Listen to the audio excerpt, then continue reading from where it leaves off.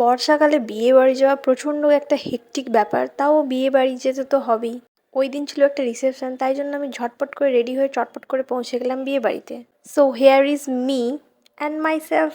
আজকের লুকটা তো তোমরা দেখে ফেললে, তো তার মধ্যেই আমি এত বড় জামা পরে আমি বৃষ্টির জলের মধ্যে একদম হরবড় হচ্ছিলাম।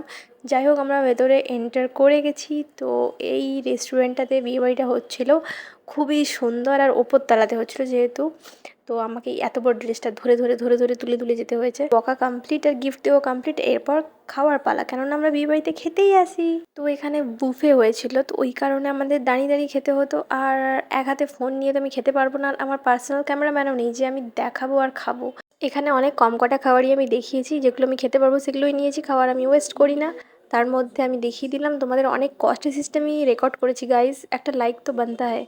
এরপর খাওয়া দাওয়া কমপ্লিট করে পান নিয়ে আবার বাড়ির পথে রওনা হলাম। তো টাটা আজকের মতো।